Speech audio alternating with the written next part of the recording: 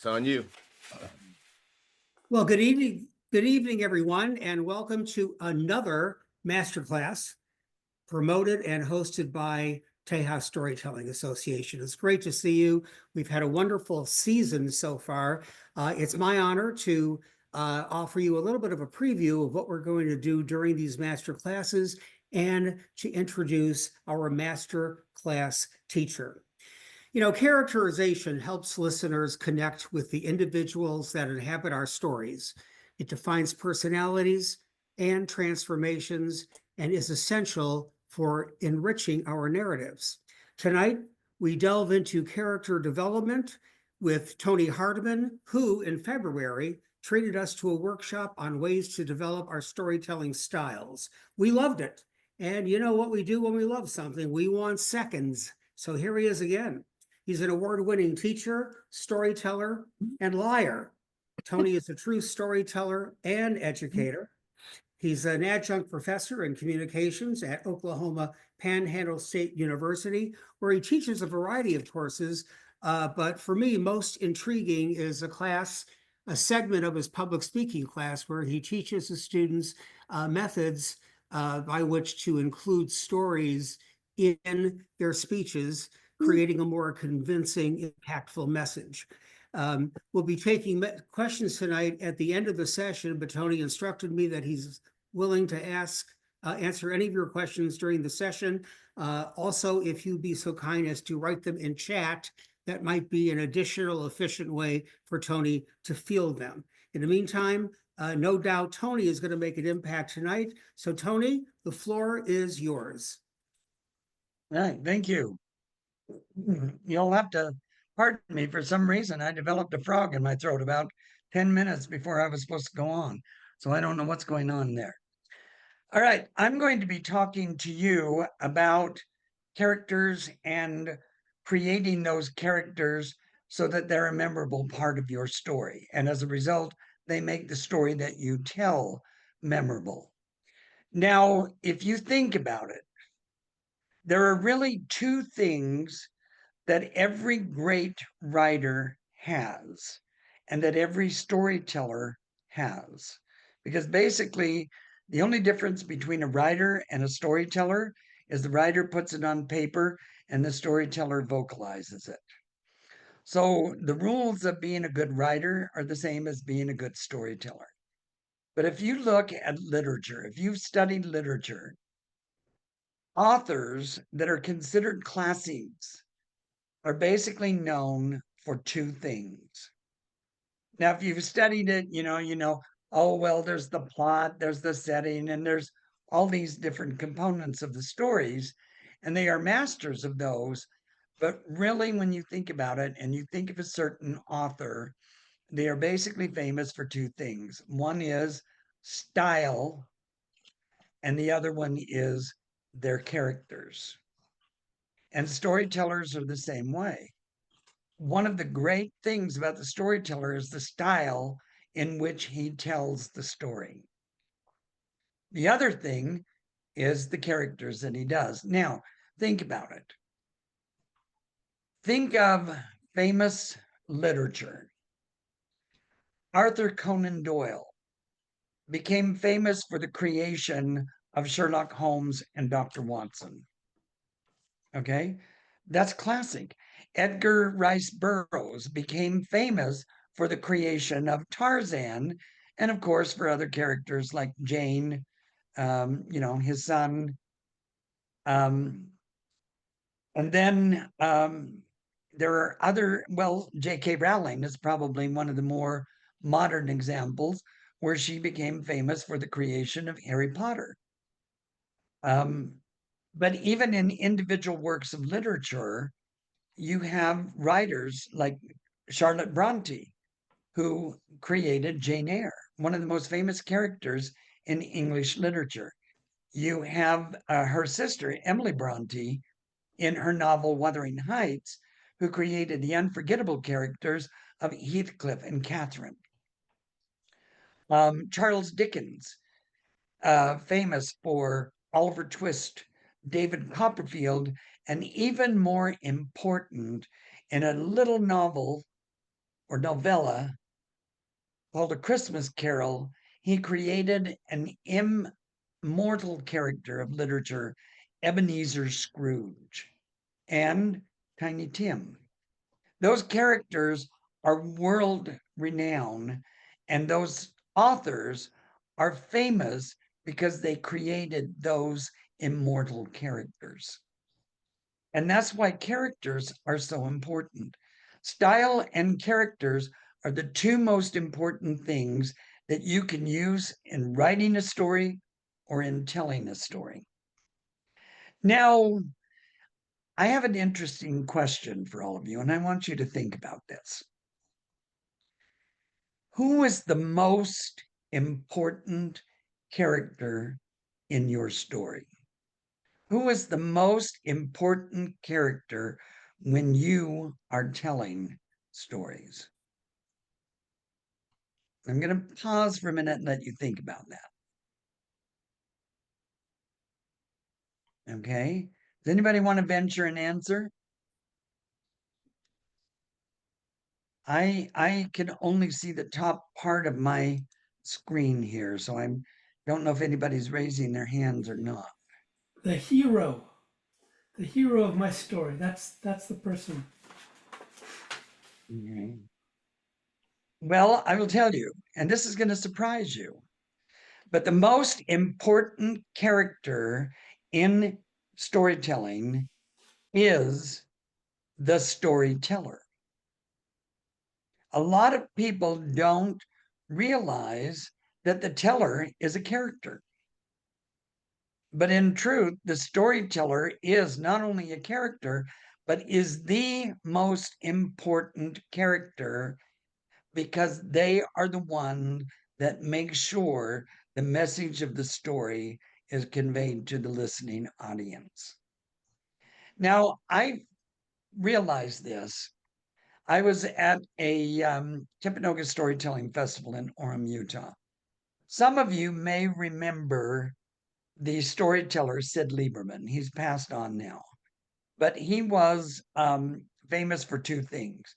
He was a very, very excellent historical storyteller. And one of the stories that he told beautifully was the story of the Johnstown flood.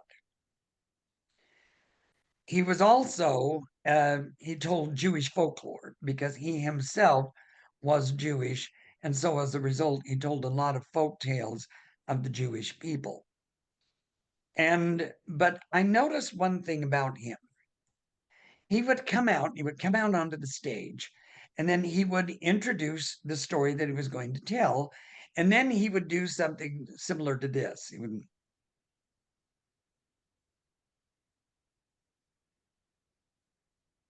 and then he would tell the story. Now, if you're an actor, you know what that is. That is called getting into character. And as an actor, we are trained to do that. However, we never do that on stage.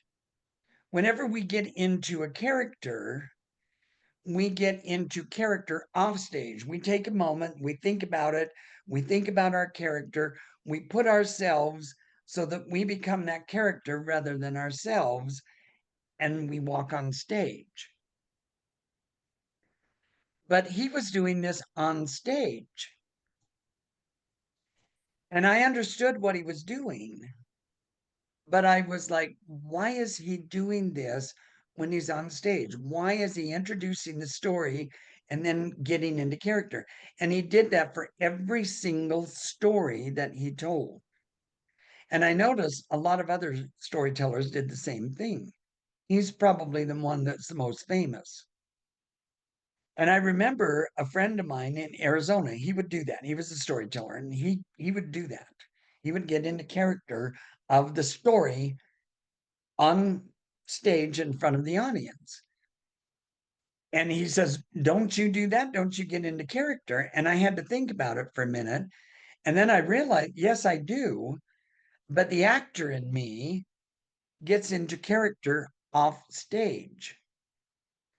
And my character is not each of the stories that I tell, but my character is the storyteller. I pictured myself as a storyteller, just like in the days of old, and he would come and he would sit and he would tell story after story after story. But he was a character in himself or herself. And that's what I realized. The most important character in storytelling is the storyteller. A lot of people don't realize that. They don't think of the storyteller as a character. They come on and they say, I'm going to tell this story. And they worry more about the story and they tell the story. But a lot of times they're really not in the character of the storyteller. And so we need to think about that. So before we even get into the characters of different stories and how to create memorable characters, the first thing we need to do is say, what is my character as the storyteller? Now, some of us may play roles. For example, some of us have done fringe storytelling, or a lot of times some of the stories we tell is first person. So, of course, we become a character in that story. Now, I have done a fringe of Emma Dalton. So, naturally, my character is Emma Dalton. It's not Tony Hardman, it's Emma Dalton. Okay. But if I'm telling ghost stories, for example, and I know I'm going to be telling more than one story, more than one ghost story. Okay. I don't get into character for each of those stories. I get into character as a storyteller, and I say, my character is someone who knows ghost stories.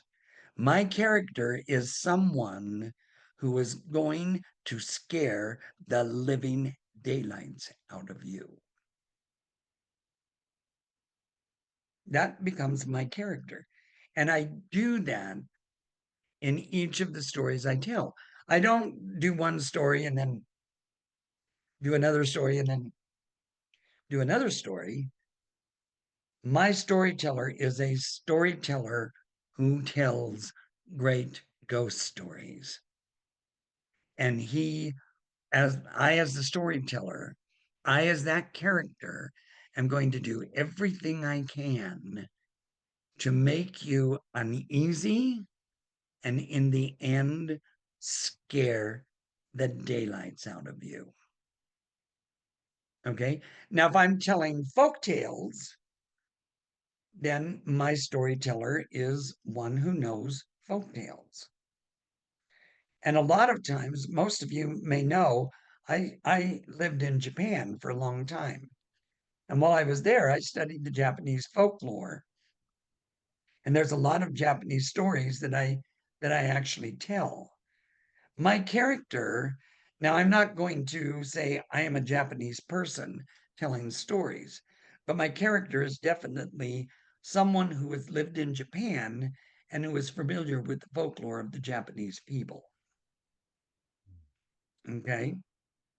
So that's the first thing we have to do. So, first thing we have to do is ask ourselves, what kind of character are we as a storyteller? What is the character that I want to project to the audience as I am telling these stories?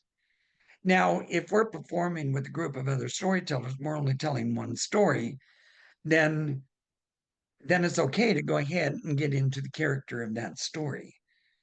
But if I'm doing a concert where I am the only teller, or I'm in a concert where I'm telling more than one story, then my character, I need to decide what my character is, and it is that character that tells the stories.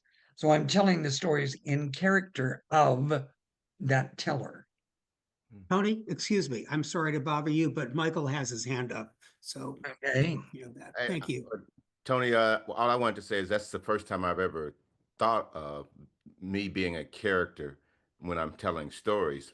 But the good thing about it, I think it kind of frees you up because it's sort of like I get to take on another persona. I don't have to be me that's nervous, that's worried about can I do this or not. Instead, I can psych myself up and get into the character of a storyteller who knows how to Right. tell stories, who knows how to scare people, who knows all that. And that person's not going to be embarrassed or hurt or like Michael would be. Instead, so Mhm. thank you. That's a really cool thing. I wish I had a Yeah. question, but it was just too good of a comment. Yeah, that's fine. And I enjoy comments. So, Okay. and I encourage anybody to participate. Okay, so now that we've established that, so then you decide, what kind of storyteller am I? And it depends on what your concert is. Now, for example, here in Texas County of Oklahoma, every Halloween night I tell ghost stories at the No Man's Land Museum. So my character is I'm a ghost storyteller, but I actually have two characters because I tell stories for adults, but I also tell stories for children. And as you can guess, the stories that I tell those children are not going to be the stories I tell as an adult, because the stories I tell as an adult would be way too intense for them. Now, one of the stories that I tell as a ghost storyteller for children is Black Bubblegum, which is a very funny, delightful story. It's about this bubblegum. It changes flavors, so everybody loves it. They want to keep on chewing it. But eventually they realize they need to take it out. And they either throw it away or they put it away someplace. The problem with the bubblegum is it doesn't like to be thrown away. It likes to keep on being chewed. So every time you take it out, it's going to pop back in. So my character as a storyteller is a completely different character than as an adult storyteller of ghost stories. When I'm telling the children's ghost stories, I'm telling it more of a humorous, like I'm here to make you laugh. I'm here to kind of scare you, but really I'm here to make you laugh and have a good time and have some fun. Okay. As the adult storyteller, no, I don't want to make you laugh. I want to scare the daylights out of you, kind of thing. So I have, even though I'm telling ghost stories, I'm a completely different character as a children's storyteller than I am as an adult storyteller. Now, a lot of times too, that could be depending on what you do. Now, maybe you have a variety. So, like maybe you're telling a folk tale, maybe you're telling a tall tale, maybe you're telling a ghost story with it.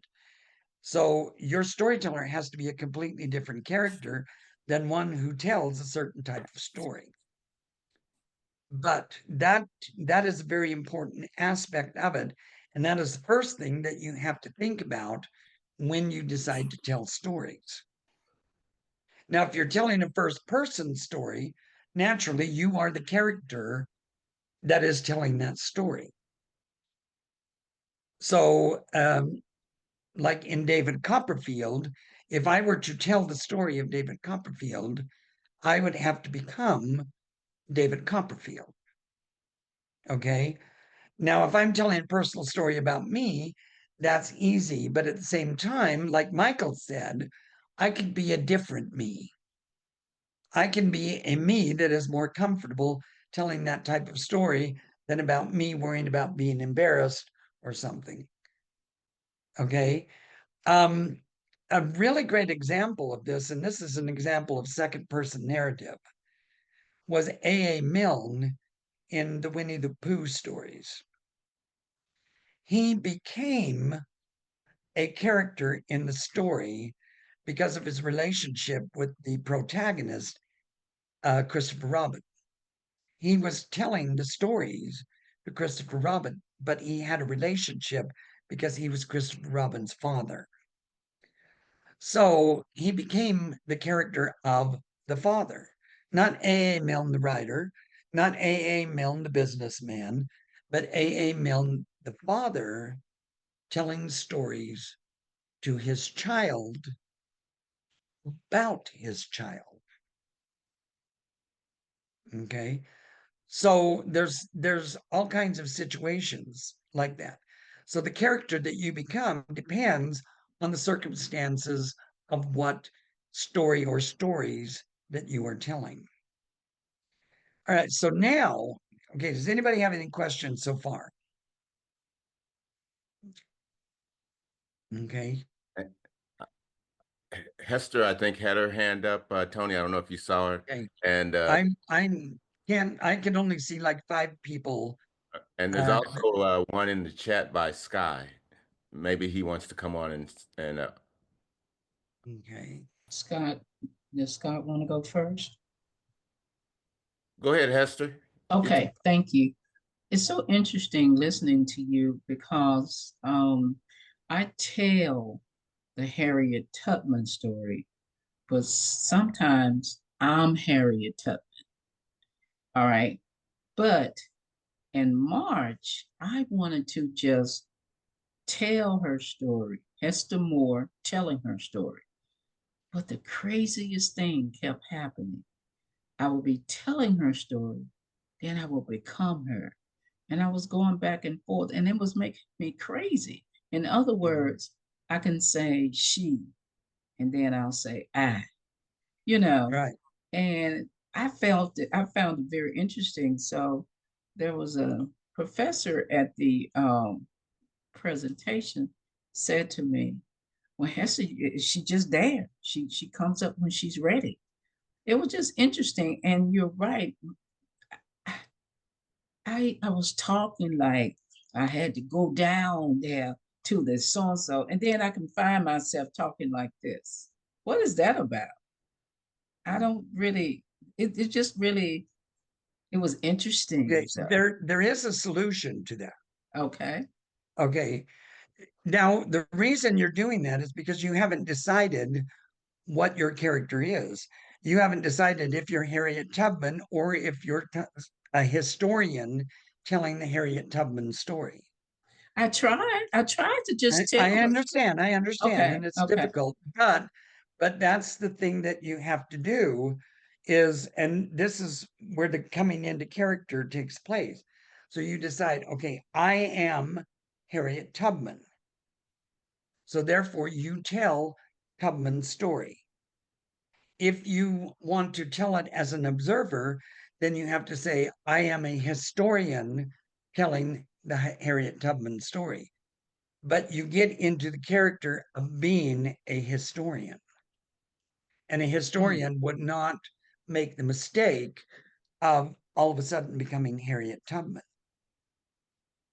So what you need to do, and I'm not saying you're doing right or wrong, but what I'm saying is you need to decide for sure what character you are, and then you need to focus on that character. My personal feeling is you should do it as Harriet Tubman. You should become Harriet Tubman. Well, and I have in the past, but I was just being conflicted once. I said, sometimes I just want to tell her story. I don't want to be her story. Does that make Well, sense? okay.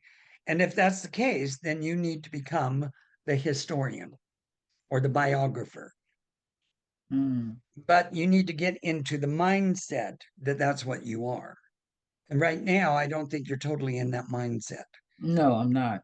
Okay. I just feel like when I'm sitting there, and I say good evening, and then I'll start saying something. I will begin to say something, but I'm Okay. speaking as her. And then I'll go back and then I would, do the narration. That's sometimes I feel like I'm more of a narrator than a storyteller. Well, that's what a storyteller is, though. Oh, A okay. storyteller tells the narrative. Okay. Whether it's first person or third person, the storyteller is basically the narrator. Tony, the other question was from Sky. Sky, you Okay. want to speak up? Thank you. Or you want me to read? Yeah, there you go. Sky said, so is it more effective to say or articulate the character out loud to the audience, or is it just as effective to inhabit the character in your own mind? Wow, I like that. Is it more effective to say or articulate the character out loud to the audience, or is it just as effective to inhabit the character in your own mind? Well, I would say you need to inhabit the character in your mind. That's the actor in me. Mm. Okay. And if you're going to become that character, then you need to inhabit that character. Now, sometimes the character is the story. So you need to inhabit the story.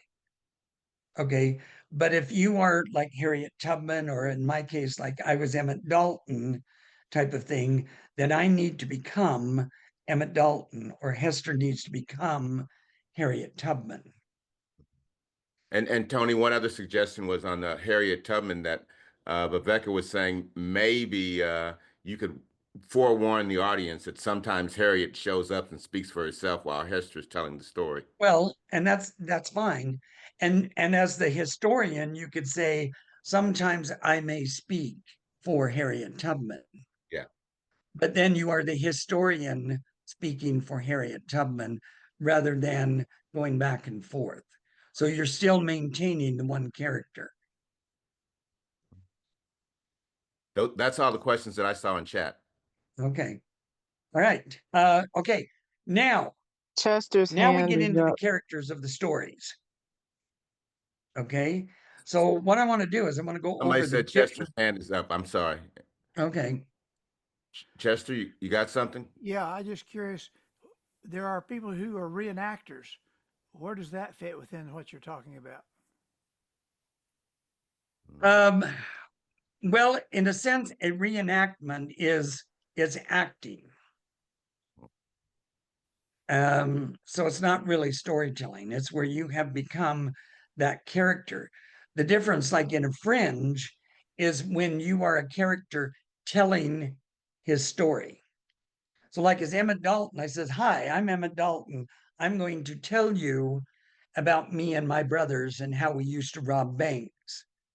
Whereas in a reenactment, they are that character. They are not somebody telling the story of that character. They are someone acting out that character. See, and that's the main difference. It's almost like a Fringe is where a character is telling a story, but then you have a one-man show like Mark Twain Tonight, where Hal Holbrook was playing Mark Twain and he was speaking as Mark Twain, type of thing. And same with like The Belle of Amherst, where Julie Harris played Emily Dickinson. Or Give 'Em Hell Harry, James Whitmore played Harry S. Truman. Those are some very famous examples of one character shows. But none of them were like, I am telling my story.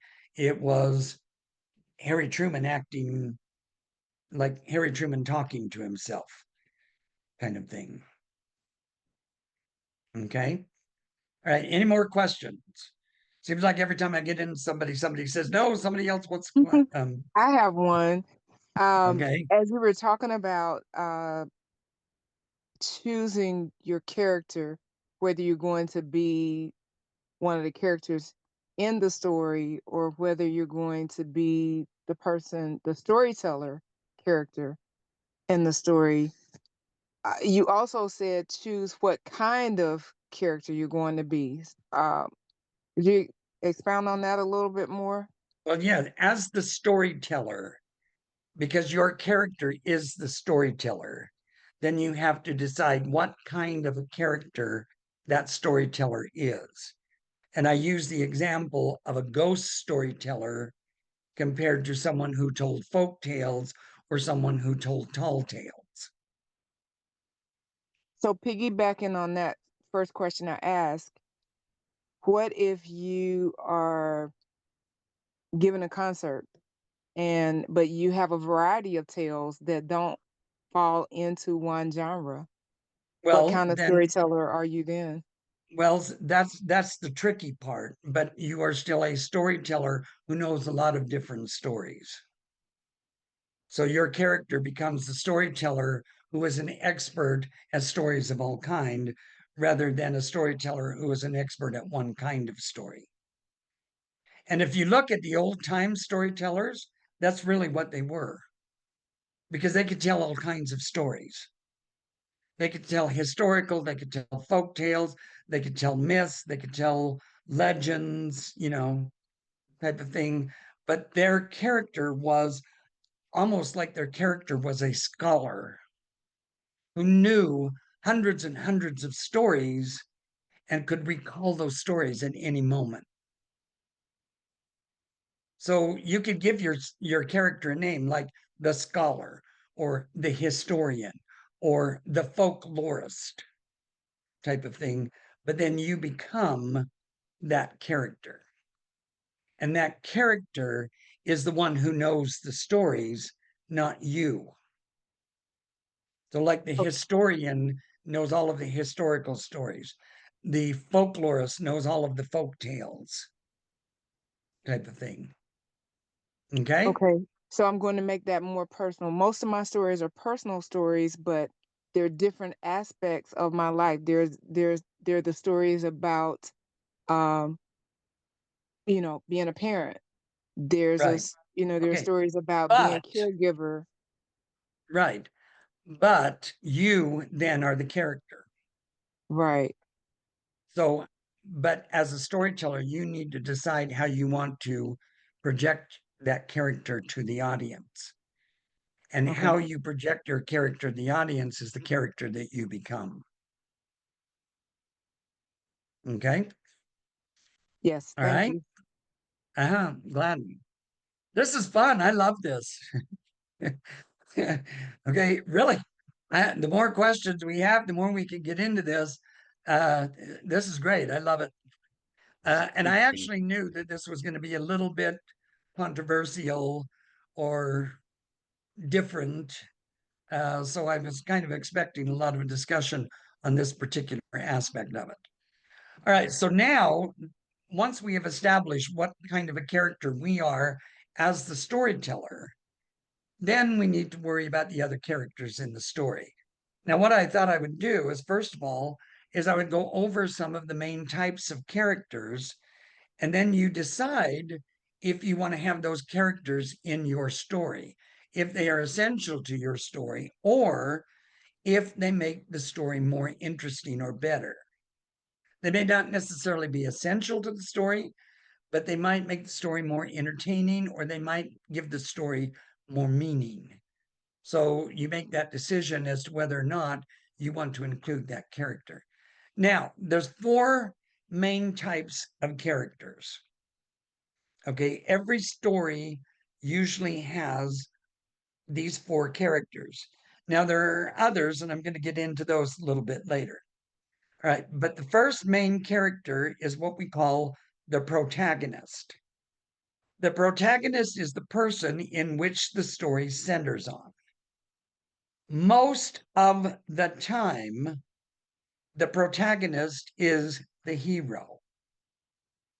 Not always, but most of the time, the protagonist is the hero. But the protagonist is the main character that the story centers on. All right, so like in Cinderella, the protagonist would be Cinderella. Okay. Then the second character is the antagonist. The antagonist is the one who causes the conflict. And every good story has a conflict. Okay. Now, the antagonist doesn't necessarily have to be a character in a sense of being a living thing. The antagonist could be a force. Now, for example, in the classic story of Jack London's To Build a Fire, the antagonist is nature, because he's trying to build this fire to survive the elements of the freezing cold. But nature fights against him. Okay. Nature becomes the antagonist in that story. Okay. All right. Now, you can have a protagonist that is downright evil because the center of the story centers around that person. Then you can have a hero that wants to bring this antagonist down, But because they create the conflict, they become the antagonist. Okay? So the antagonist is basically the person who creates the conflict or the force that creates the conflict. One of the great conflicts is a person versus nature, as in the story of To Build a Fire by Jack London. Okay? Sometimes the antagonist may be our internal self, such as in the case of a mentally ill patient that maybe has multiple personality disorder, and they are fighting against what the hero is trying to do. They're the ones that are bringing about the conflict because their personality wants to do something that the protagonist does not want to do, thus creating the conflict. Okay, that conflict is person versus him or herself, person versus themselves. Now, there's also person versus person and person versus a group, such as society. Okay, those are the main conflicts. But understand, the protagonist isn't always the hero, and the antagonist isn't always the villain. As a matter of fact, in modern movies, they came up with a term for the protagonist that was not that great of a person. And the term was the anti-hero. And that was characters that was often played by actors like Clint Eastwood and Bruce Willis, like in the Die Hard movies, Clint Eastwood, Dirty Harry. They became the anti-hero. They became the prototype of the anti-hero. But in reality, they were the protagonist. Okay. Another classic example of a villain protagonist is Michael Corleone in The Godfather. I mean, he's the head of the mafia. He is a downright despicable, evil person, but he's the protagonist. Now, what's interesting is the antagonist is also despicable people because it's criminals trying to take his power away from him. Okay. All right. Then the other characters that you have to have is the confidant, which is a character in which the protagonist usually confides or talks to. So they have a dilemma, they don't know what to do. They say, "Oh, what should I do?" and tells them the situation, and the confidant usually helps them. Now, probably the classic example of confidant is Dr. Watson in the Sherlock Holmes stories. He is the typical confidant. Then there is what is called the catalyst. Now, the catalyst isn't necessarily the antagonist who creates the conflict, but a catalyst is a person who causes the story to change and to move in a different direction. Now, let's take the story of Cinderella. Cinderella is the protagonist. She's the heroine. The stepmother is the antagonist. She's the one that causes the conflicts. The confidant is the fairy godmother. She's the one that Cinderella turns to and is the one who helps Cinderella overcome her problem. But the catalyst, the one that gets the ball rolling, is the prince because he decides to have a ball and everybody gets to go except Cinderella. Thus, the fairy godmother appears, making it so that Cinderella can go meet the prince and they have a happy ending. So you have that one story, and those are the four characters. Every story needs to have a protagonist, an antagonist, a confidant, and a catalyst. Now, sometimes those characters can be the same, like the catalyst could be the antagonist. Okay. But there always needs to be some kind of a catalyst that gets everything changing. Because otherwise, the story starts out going like this, and then something happens, and the story goes off in a different direction. Whenever that turnabout occurs, whatever causes that turnabout is the catalyst. And again, it could be a force rather than a living being. Okay, so those are the four. Those are the four main characters that you have to have. Now, if you look at a lot of fairy tales, a lot of the protagonists are what we would call a flat character. In other words, they do not change. They stay the same pretty much throughout the story. And even though the story happens, they have a happy ending, the character really has not changed. So then, one of the things that you have to look at when you were telling the story that you want to tell is, what kind of protagonist do I have? Do I have a flat character, or do I have a character that goes through a series of changes and in the end becomes a better person or a better being because of the changes that was made? Now, Joseph Campbell he wrote an entire book on this. And it was that journey, the hero that went on a journey. And the book is called The Hero's Journey. But usually the whole idea of a story is that not only does the protagonist succeed in the quest, but that he goes through an internal journey before going through, as well as going through an external journey. So in other words, he travels to these lands, he fights all these things, and he achieves his quest and he accomplishes his goal. But in the process of it, he becomes stronger, he becomes wiser, he becomes a better person. A classic example of this is Charles Dickens's Great Expectations. Young Pip, starting out very naive, he has a goal, he wants to be a gentleman, but he goes through all of this suffering, all of this different things.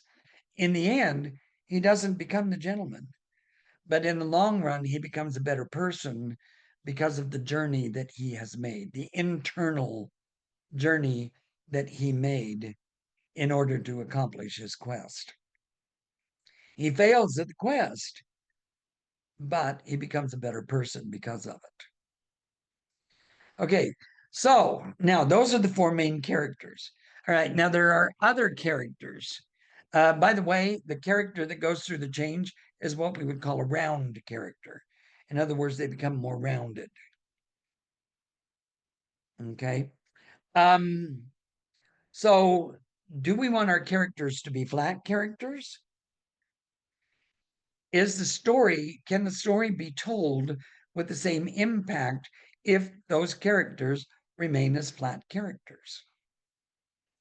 Or do those characters need to be round? And which of those characters do you make round characters?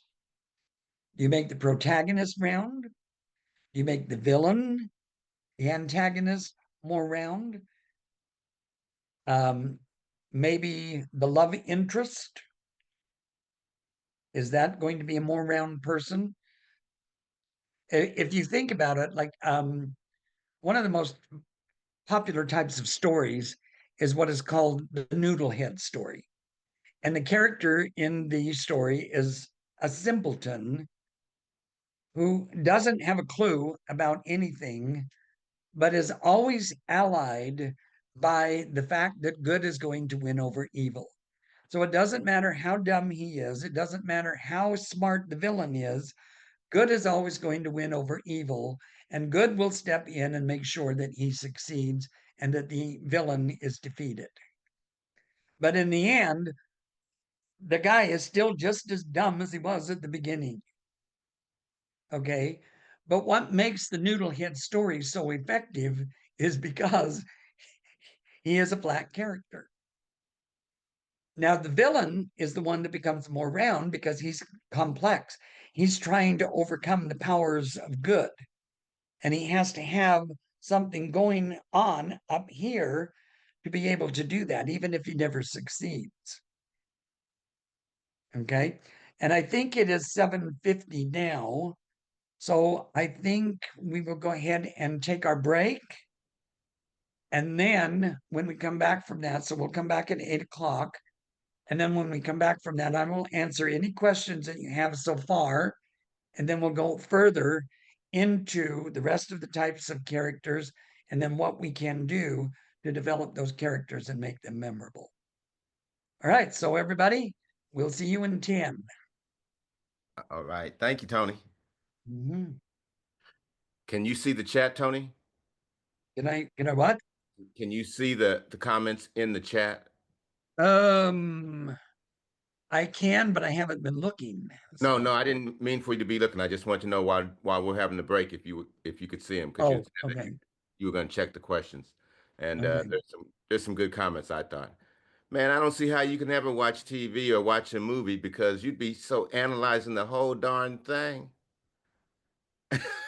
I know. I have to watch a movie like 4 or 5 times And I because bet you know I'm you're always analyzing it. you're probably no fun to watch movies with because you're sitting there analyzing. You see, that's the antagonist. I know because I do that, and I don't even know this stuff like you. I'm saying, oh, I know how this is going to turn out. I've seen this story before.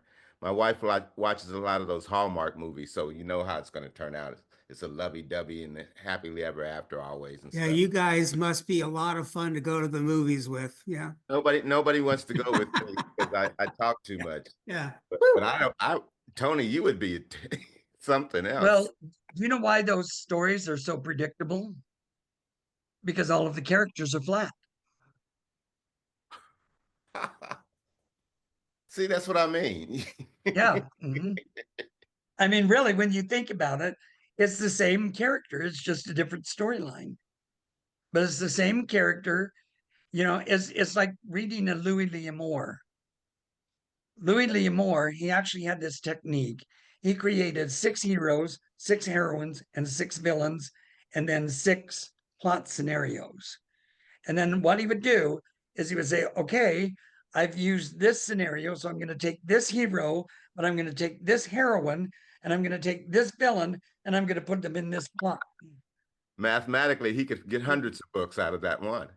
Yeah, but that's how Louis L'Amour wrote his stories.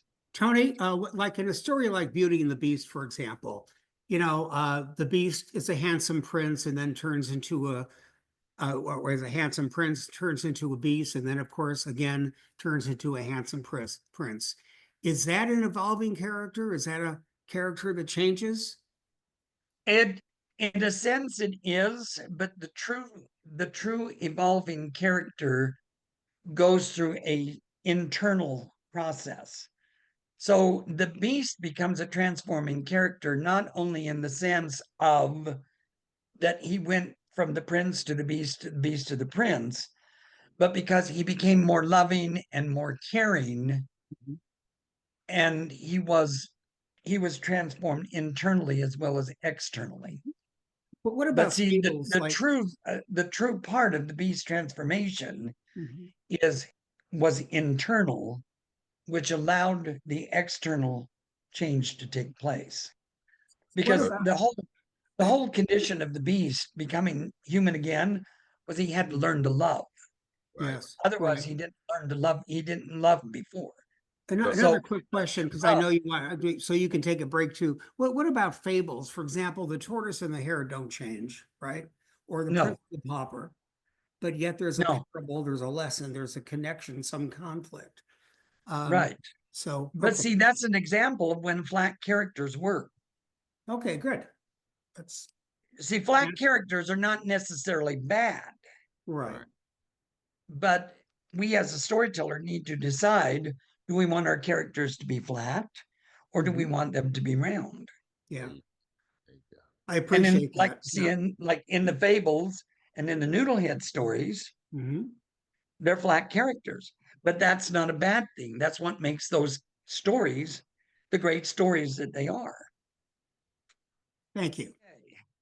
Well, all right. I was asked to talk more about round and flat characters uh, a bit. So, okay, basically, the idea of the flat character is that they have one main characteristic throughout the story, and they don't seem to change. They don't seem to, and also by the end of the story, they don't seem to be any better, any wiser, any smarter, or any stronger. And I use the example of the noodle head. And the noodle head is a standard term for a protagonist that does not seem to be very bright. And yet, somehow or other, everything works out well. Now, okay, there's a classic story, and it's about this mother. He sends the boy out to work and get some money. But the person that he works for pays them with something. Like one time he pays them with butter. Now the mother says, okay, when you get paid, put it in your pocket, because the mother is thinking money. Well, so the noodle head takes the butter and is like, oh, mom said, whatever I get paid, I'm supposed to put it in my pocket. So puts the butter in the pocket. Well, of course, by the time he gets home, the butter is melted. Well, so then he tells the mother, he says, oh, well, in that case, then what you should do is you should put the butter in your hat so that it'll stay cool and won't melt. Okay. Well, so then, but he ends up getting paid something else. And whatever that is, he puts it in his hat. And of course, that doesn't work out. And by the time he gets back to the mother, it's gone. And, and then like one time he gets paid a goat. And she says, and so I think he puts the goat, I don't know, maybe he put the goat in the hat or something. And that, so she says, well, you're supposed to tie a rope around it and lead the goat home. Well, so then he gets paid something else and he ends up tying a rope around it. And of course, that doesn't work out. And he goes through this whole series of things. And it finally works out in the end. But by the end of the story, he hasn't learned anything. And he's still just as dumb and just as naive as he was at the beginning of the story. That's a flat character. Okay. Now, the mother, in a sense, is a round character because she has this knowledge and this wisdom, and she knows how to adapt to each situation. Her problem is she just can't convey that skill to her son. So he remains a flat character throughout the entire story. She is a round character because she knows a lot of things and because she knows how to apply that knowledge to a regular situation.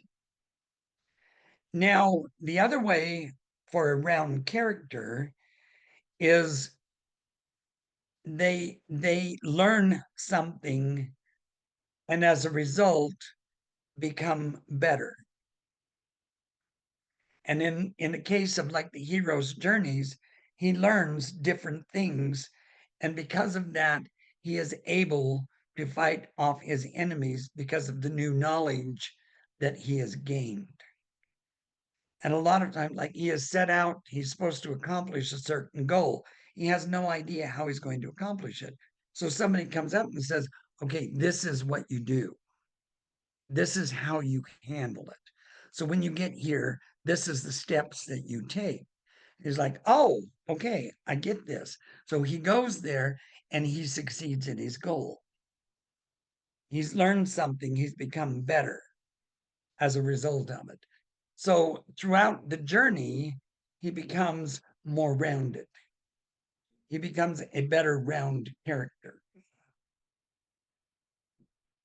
kind of thing. And usually that journey is internal because he learns, not only does he learn knowledge that he can apply to his life, but he becomes stronger mentally and physically, usually mentally. He becomes more mature, he becomes less innocent. And so when he returns, or by the end of the journey, we see a completely different character. And we see a character that was better than he was at the beginning of it. That's where the rounded character comes into it. Tony, I've got a question. Yes. This is Michael. Uh, Mhm. so the characters like the protagonist, the antagonist, the confidant, the catalyst, does the storyteller fall into any of those characters, and does the audience fall into any of those characters? And then Okay. and you answer, one more. You said that the hero always gets better. Can the hero get worse? I mean, can he learn Yes, of something course. and then turn out to be a bad, I guess that's Mhm. like a Batman, maybe. Right. Okay, okay. But anyway, So he's a round character, but he's an evil character. okay, got you. They can be And as okay. a matter of fact, usually if you look at the stories, the ones that are the most rounded are the villains. Okay, okay. Yes. Now, somebody asked, and they said, do you have to have all of these characters in the story? No, you don't. You do have to have an antagonist and a protagonist. Okay. And there needs to be a catalyst. Now, whether the catalyst is a force of nature or whether it's another living being is a different story. But those are the only things that are really essential. You don't even have to have a confidant, but it helps move the story along. Like in Cinderella, if she didn't have a confidant, she would be stuck in the garden wishing that she could go to the ball, and the prince might have ended up marrying somebody else. Now does the storyteller, when the storyteller and we're taking on the character of I'm telling the story, uh, Okay. do those categories fit to the storyteller? Well, if the storyteller is telling a first person narrative story, then naturally the storyteller as that character becomes the protagonist. Okay. Now there is another kind of character that I didn't get to, and it is what is called a deuteragonist. And okay, I'm going to spell that in chat. Um,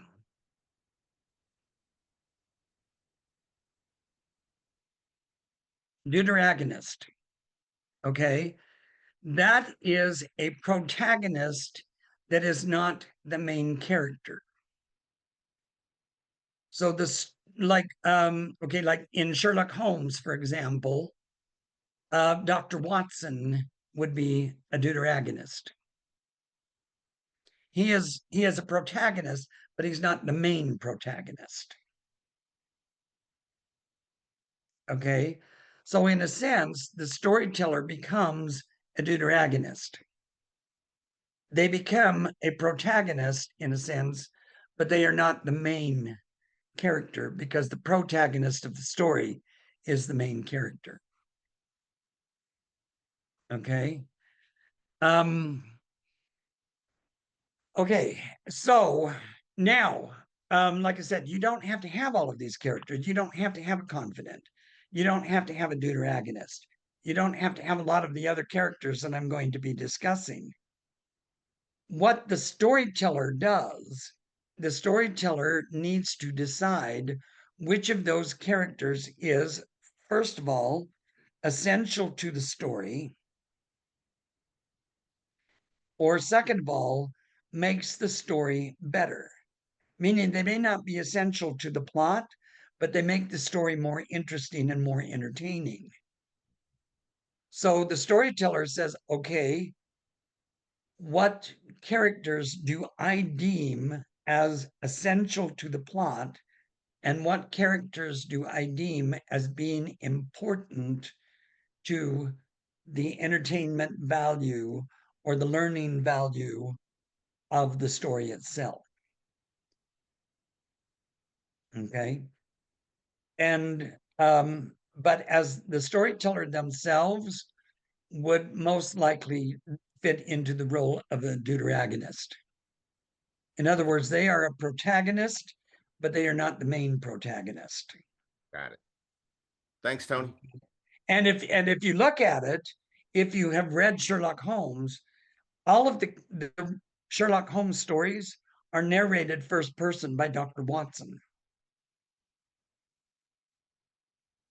But Sherlock Holmes is the protagonist. Now, Dr. Watson, he fills in several roles. He actually fills in as the confidant, and he's also a deuteragonist because he is a protagonist, but he's not the main protagonist type of thing. And you can have one character be more than one role. Okay. So in a sense, you can say, yes, all of those characters, all of those roles are important and they need to be in there, but that doesn't mean there has to be one character for every role. So see, like Dr. Watson fills two roles. Okay. And by the way, the confidant could also be for the antagonist. If you remember the animated film of Hercules that was done by Disney, okay, Hades had these two little sidekicks. Okay. And in a sense, they became the confidants to Hades, even though they were villains. They were the sidekicks of the villain. And really, that's probably one of the best terms that you could use for a deuteragonist is a sidekick. So like Robin in Batman and Robin, Robin is the deuteragonist because Robin is Batman's sidekick. Dr. Watson is Sherlock Holmes' sidekick. In the Tarzan stories, Jane is Tarzan's sidekick. Kind of, okay. All right. So, okay, does everybody then grasp round and flat? Okay. Now, the storyteller is the one who decides whether those characters are round or flat. And like I said, just because the character's flat doesn't necessarily mean it's bad. In a noodlehead story, it's essential. They have to be flat. Really, look at Cinderella. Is there a round character in Cinderella? There really isn't. That is a famous story that is all flat characters. They're all very one-dimensional. Even the stepmother, she's very one-dimensional in the fact that she is mean and evil. Okay. So the fact that the story has flat characters is not a bad thing, but it is something that you as a teller need to be aware of. And you as the teller needs to make the decision as to whether they stay a flat character or whether they become a round character. Now, one of the ways in which a flat character can become a round character is if the teller is telling that story from that character's perspective.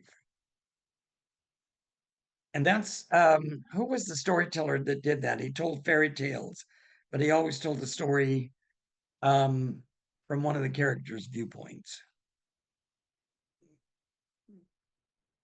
Conan. Cooper Brown. Cooper Yes. Brown. Cooper. Yeah.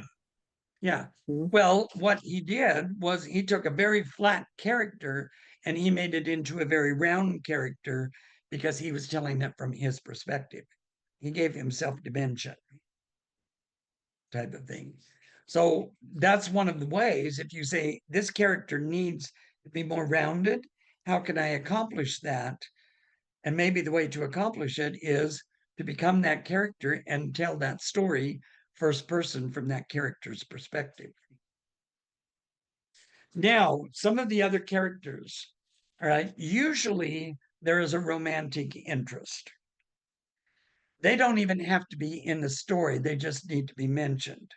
For example, in Don Quixote, if you're familiar with Don Quixote, Everything Don Quixote does is for this one woman that is mentioned like once in the entire 900-page novel.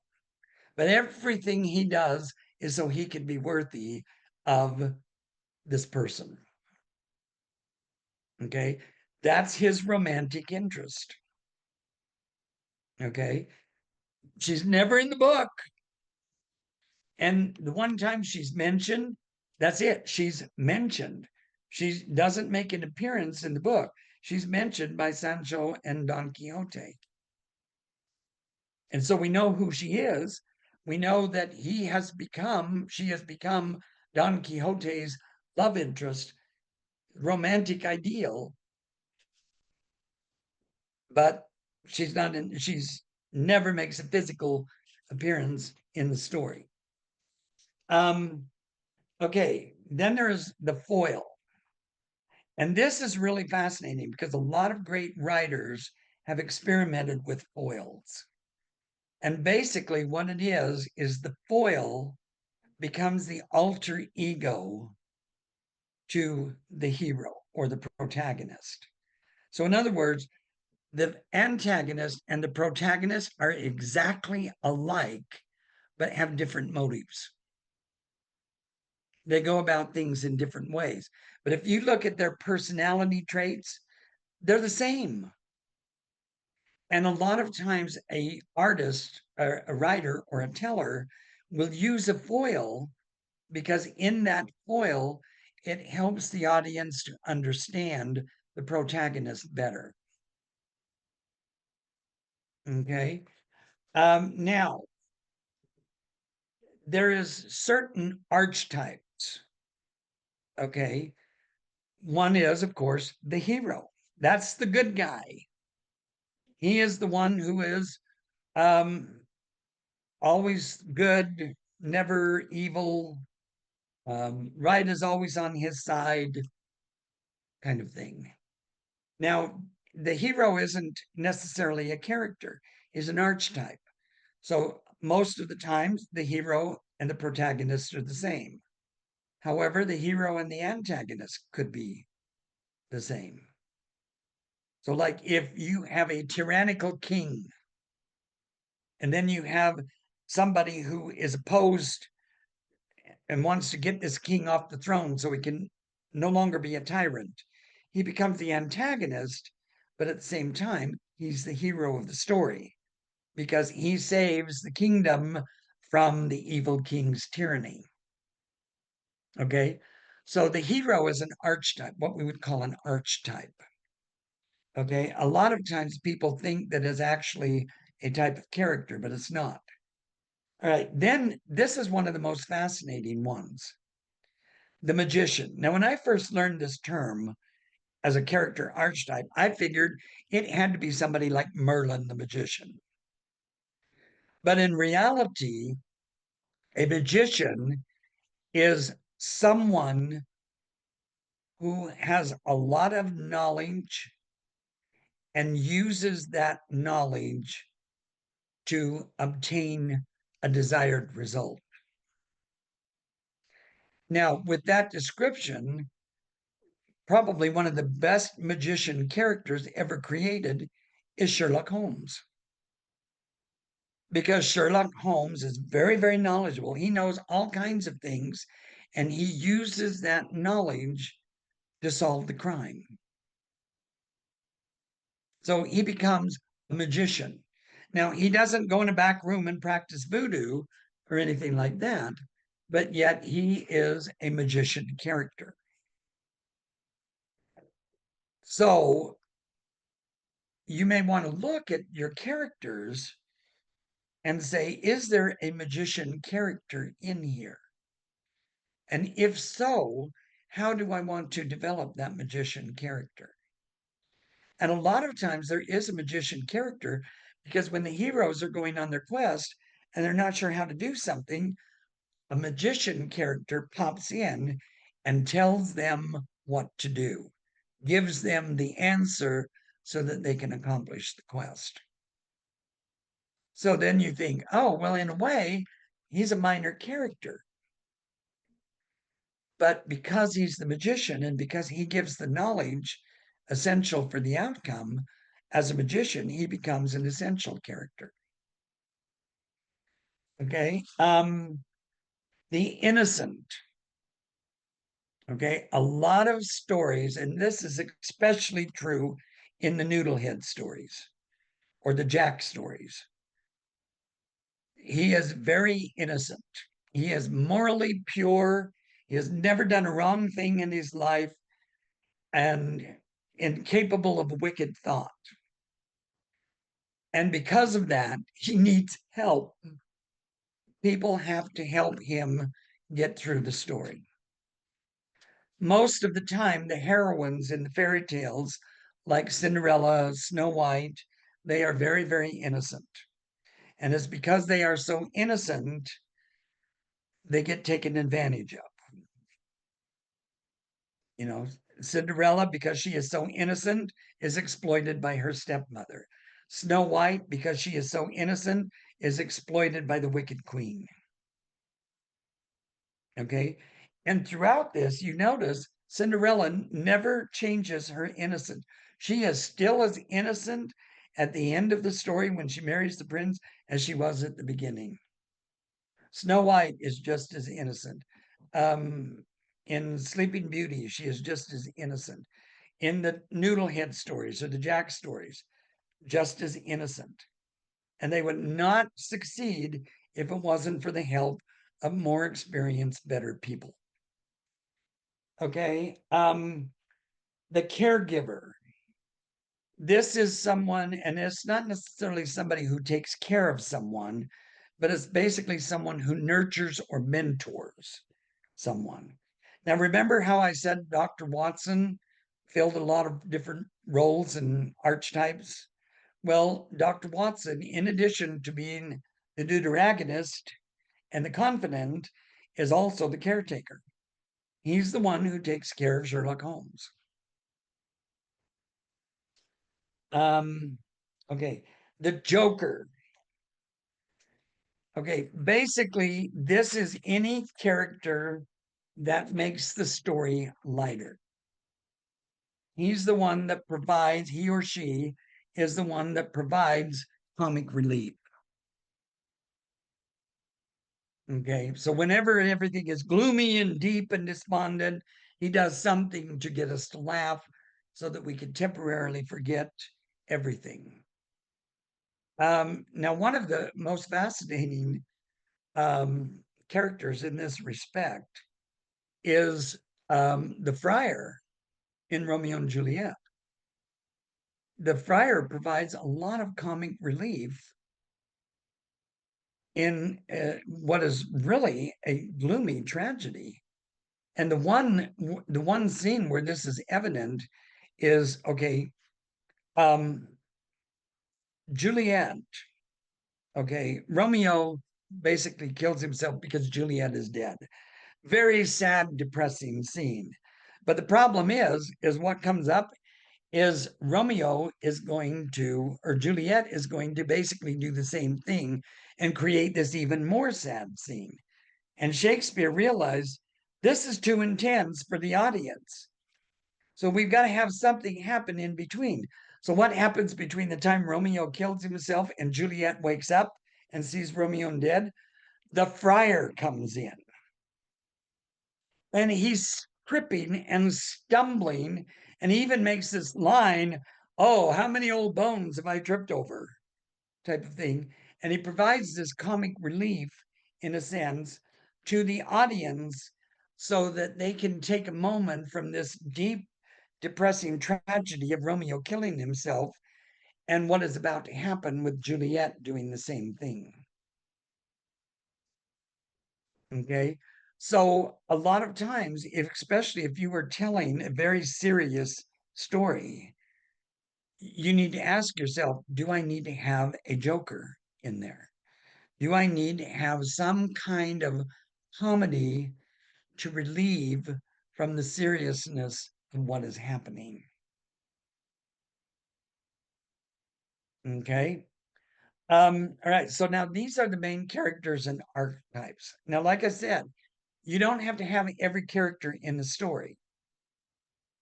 These are just simply characters that have been used throughout literature and throughout storytelling.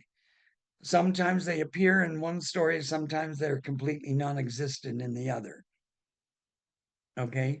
So then, as the storyteller, you need to say, which of these characters am I going to include? Okay. Do I need a sidekick? Or will my story be just fine with the protagonist by himself? Does the protagonist need a confidant? Does the protagonist need a magician in order to help him accomplish his task? Or is there a way that the story could be told where he can do it all on his own and the magician doesn't have to be there? Tony, Rebecca has Yes. her hand up. Yes. Question, Tony. Foil. Going back to foil. I have always thought of foil as being an event. It was something that disrupted the plot, but you spoke of foil as a character. Yes. Will you expound on that a little more or give an example? Well, basically, the foil is a character in the story that has the same exact characteristics as the protagonist, but he has completely different motives. Okay, now, for example, probably one of the classic foils in Shakespeare is Brutus in Julius Caesar.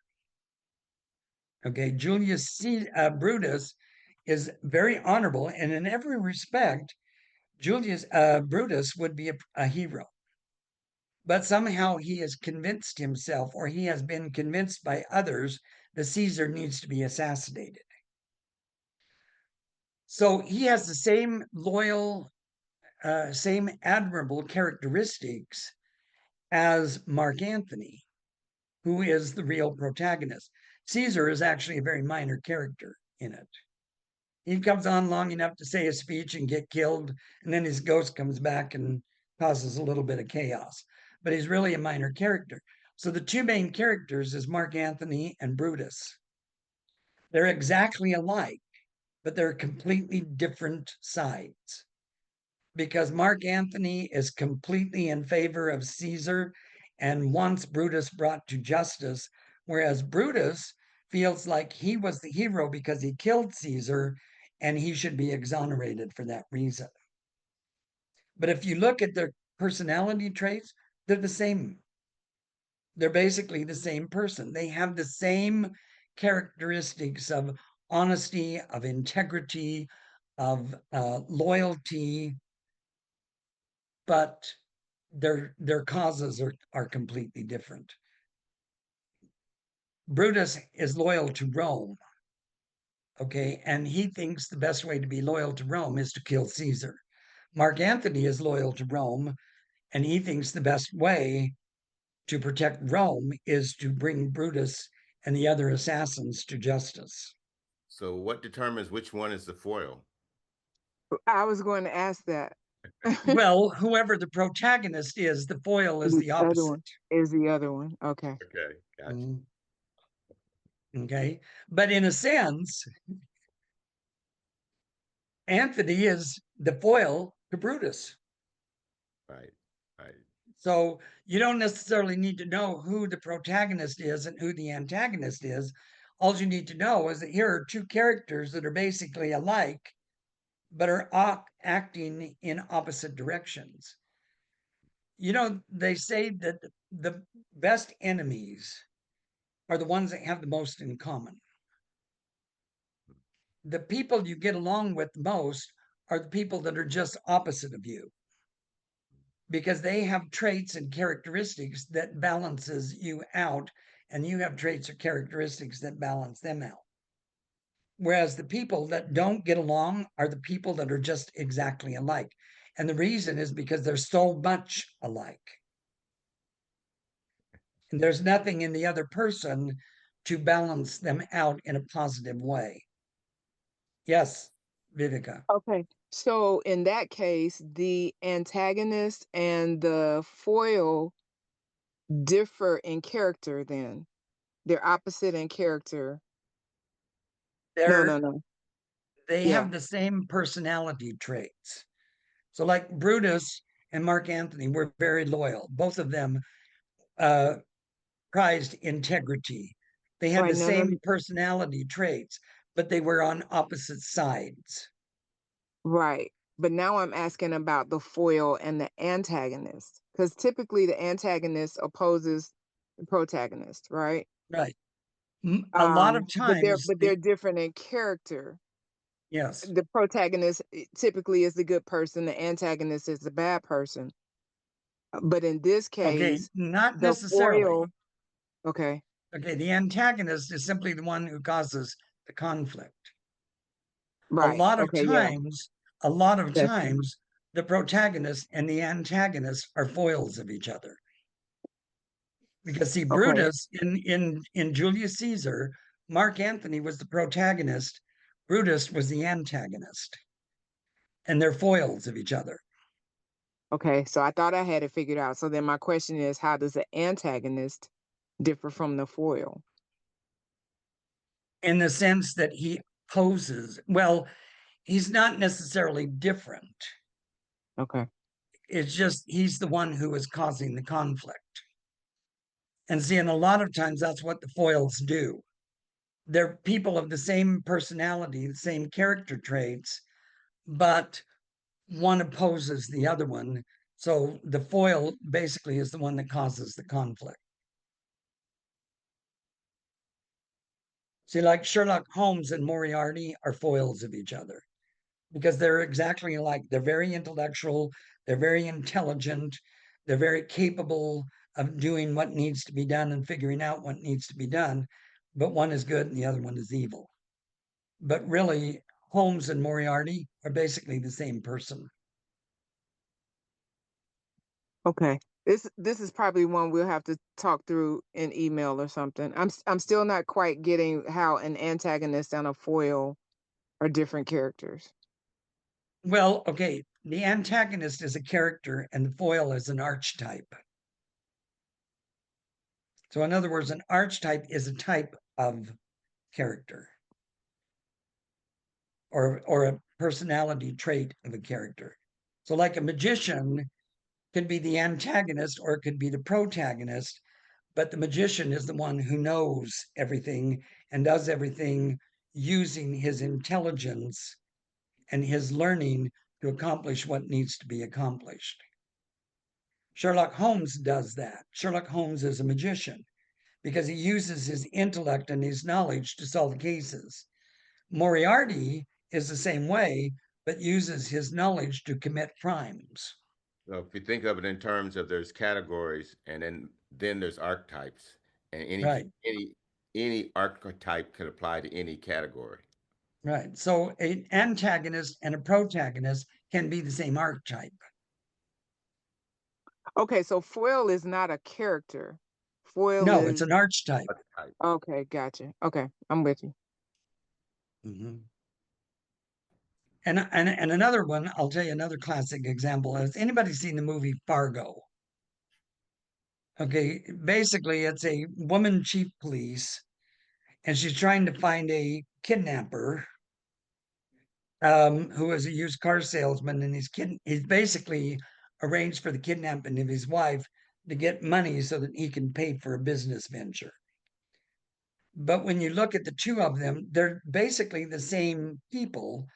The only difference is one happens to be a chief police and the other one happens to be a kidnapper. But they're basically the same. One is the protagonist, one is the antagonist, but they're basically the same. So they become foils for each other. And Shakespeare did that in a lot of his plays. Julius Caesar is a very famous example of that. In a way, Hamlet is that way with his stepfather. Hamlet and Claudius are very much alike, but Claudius did something that Hamlet didn't like. So they become foils to each other. Claudius becomes the antagonist and Hamlet becomes the protagonist.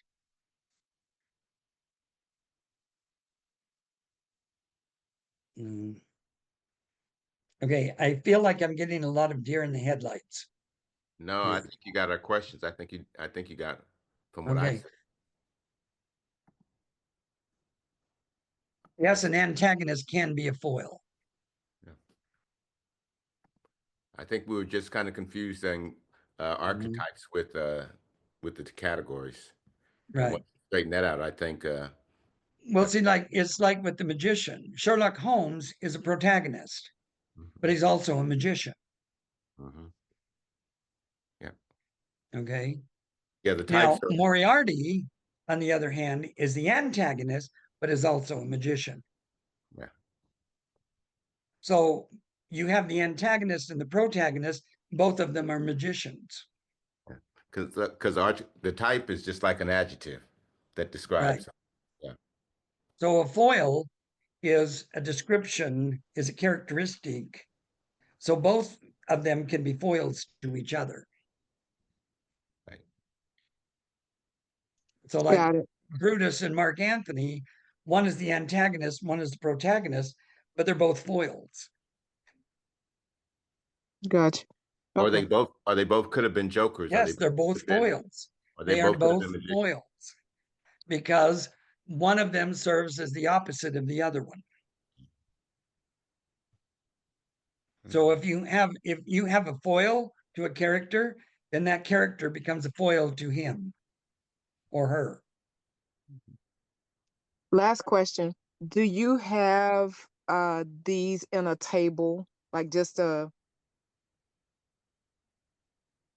I yeah. honestly don't. I've been basically working from notes from different sources, but if you would like, I can get those typed up and I can email them to TSA and have them send it out to you.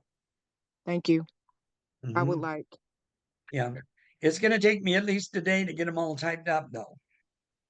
I'm patient. Okay. And also, I will put my email here.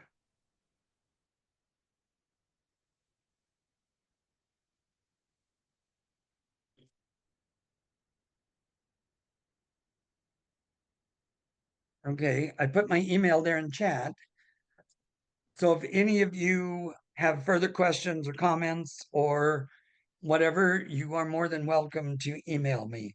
Now, understand I do teach class, so if you email me in the middle of class, it's going to be a while before I respond to you, but I will get back to you. What does OPSU stand for? Oklahoma Panhandle State University.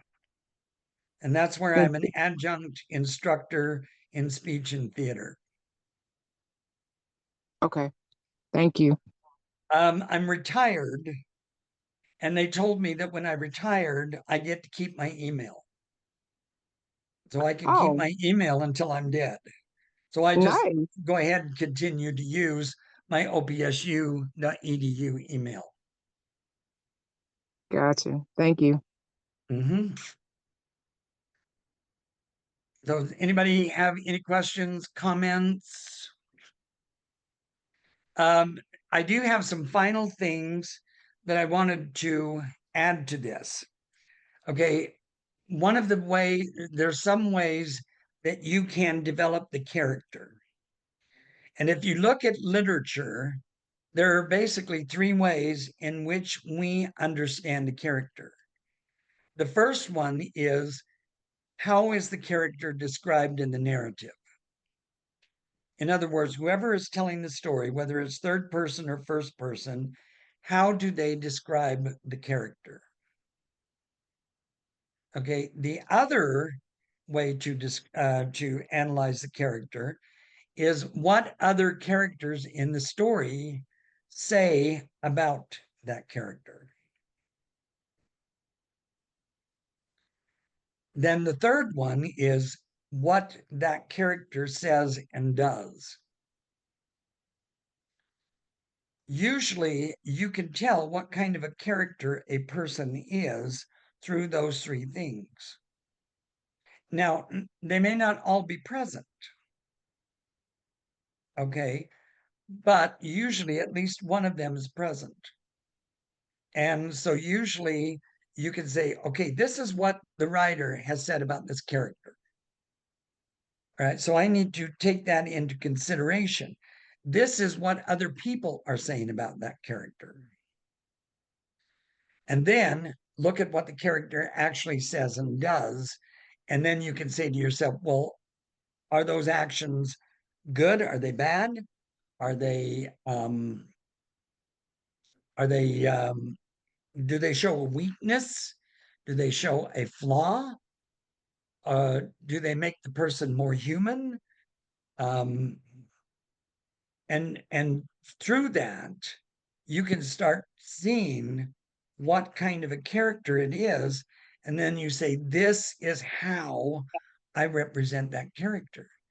Now, if an author designates a character through the narrative, then the storyteller would give us a hint about the character through the storytelling narrative. They would give a description of that character.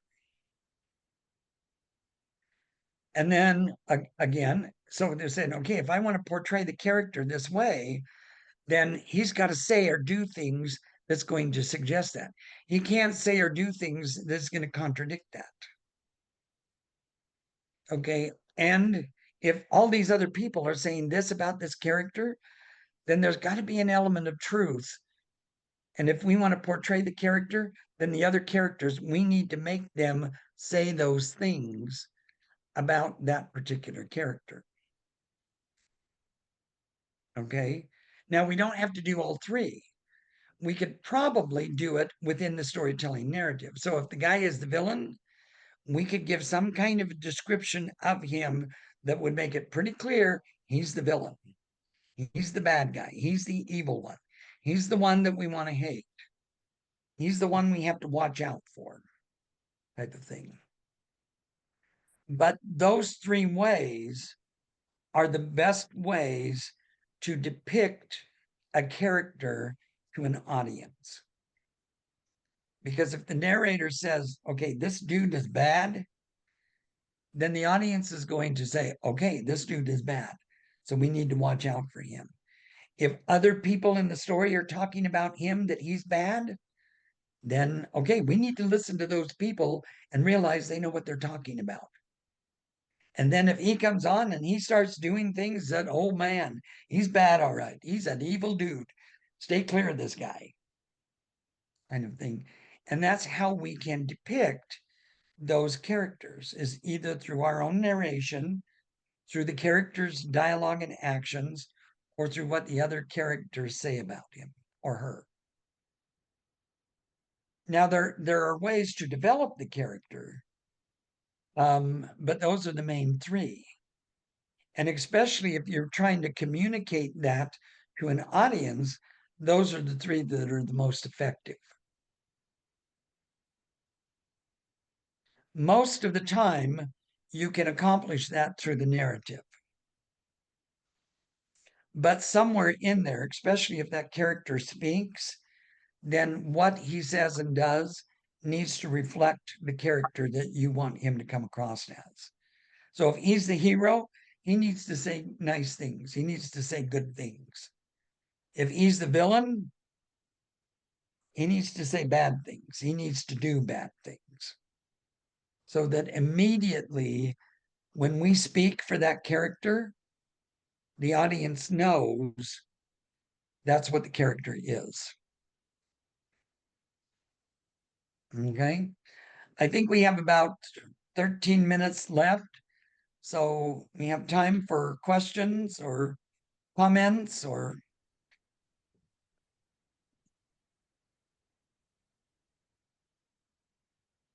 Okay. I'm not seeing a hands up or. Oh, sorry. I didn't realize I was muted. I have a quick question. Well, it's quick for me to ask it. Let me say it that way. um, what do you develop first? Do you develop the plot and then you fit characters into it? Do you develop the characters and you put a plot around them? Or do you just kind of develop both as you go? What's your strategy? I develop both as I go, but I would Okay. say the emphasis is more on the development of the characters than the plot. The plot is basic, okay? Mhm. Um, But but the what interaction makes the of the plot characters. interesting Yeah. is the characters and what they do. Right. So I would say the characters are more important than the plot. Now, when you're looking at the story, and of course, this is a different workshop, so I don't want to get into this too much. But if your plot is too complicated or too long, then that's a hint that you need to cut that down. And in my last workshop, I said one of the things that you do in a story, there's like certain elements you like once upon a time, every day, um, but one day. And then there's an element called because of that. You can use that 3 times in a story. If you use it more than that, then it loses its effectiveness and audience starts getting restless. So if your story has 17 because of that means 14 of those need to be cut. Mm. Hmm. Okay. So that's, Gotcha. but see, that, like I said, that's a whole different storytelling. That's a whole different workshop. And I don't want to get into a lot of details over that. But I would say the characters are the main part of the story. And Tony, what I get out of that is it fits just the title too of the workshop, how you develop characters. Uh, when I have a story and it doesn't fit the format of beginning, middle, and end, then it doesn't work. When I have a story, and what I'm learning is if I have a story and I have characters who don't fit those categories or fit those archetypes, then it's not going to work. So if I've got a bad guy and I'm saying good stuff about him, then that ain't going to work. Right. Which is about as simple, but it can get even more complex, I guess, than just that. Mhm. But that's The only, what I'm hearing. And when I tell yes, the stories, only one who should say anything good about the bad guy is another bad guy. yeah, yeah. And I can if I keep that thought in mind, even when I'm telling personal stories or historical Mhm. fiction or whatever, if I can remember that, oh, that's the role that this person is, and that's the role that this person is in Right. the story will flow better, and I won't understand why the audience likes it or why it works, but it'll work and the audience will like it because somebody has Right. studied this stuff and proved that this is how you tell stories. Mhm. So thank you. Uh-huh. Like I said, I gave you my email in my chat. You are more than welcome to email me. I will get these typed up and I will send them to Carol. Hester had her hand up. That's Just the only re- hand I see. okay, so real quickly, toward the end, he was talking about there were three things, and it was I know that it was dialogue, action, and something else. Okay, And these okay, character development is something you do internally. okay, But the way to convey what kind of character they are to the audience so okay, that the audience understands that right, is first of all through the narrative. okay, What does the narrator or storyteller say about this particular character? okay, Second is that what the character does and says. In other words, their dialogue and actions. So okay, what they do needs to be reflective of the kind of character or archetype that they are. okay. Thank you. The third one is what other characters in the story say about that character. Wonderful. Thank you. Mhm. Yes, Chester. Tony, I have some friends who are just, you sit around the table and they're just really natural storytellers. They're just, people will gather around to hear them story. You think they're doing all this stuff? They just instinctively, it's there. They just don't know it. Yeah, I think they're doing it, but obviously it's subconsciously and not consciously. But I think they have probably told stories enough that they say this works and this doesn't, Okay. and they have kept that in their head. And a lot of times the storytellers, like a lot of storytellers don't study this. They don't take classes in it, but they listen to other storytellers and they analyze the reactions of their audience. And so if they tell a story and the audience doesn't like it, you make a mental note. Okay, they didn't like that, so I'm not going to include that in the story. So I'm going to take that out of the story. Okay. So I think it's a subconscious process that they do. But yes, they are doing these things. Now, they may not put the same labels on them that we are tonight. But yes, I think somewhere they have learned it through observation or experience, and they have applied that to their storytelling. And that's what makes them such a natural storyteller. In your examples tonight, you used lots of written stories and then some oral ones also. Are you saying basically that the kind of perception or conception you hear is about the same for both written and oral, or is there is it kind of weighted one way or the other? In oral storytelling, do you think there's a little more emphasis in one area, and in written story maybe it's a little heavier in another, or is it basically the same thing? It's basically the same thing. The only difference I would say is in a story or a novel, you can go into much more detail and you can make it longer. I mean, you would not want to tell War and Peace at the Tejas Storytelling Festival. It's just too long. It's a great story, but it's just too long. Okay, but they incorporate the same principles. Okay. All right. But I mean, that's really the only difference between the written word and the spoken word is the written word usually can go into more detail and can be longer, whereas the spoken word is usually more concise or shorter. Well, But also, then, and also, but but then also, go ahead. I'm if sorry. you, well, if you believe in Homer, all right, Homer basically was a storyteller who recited the Iliad and the Odyssey, and they are huge, long epics. So maybe even the length rule doesn't necessarily apply, because the epic storytellers such as Homer, that's what they did. People sat around and they listened to the Iliad and the Odyssey for hours and hours.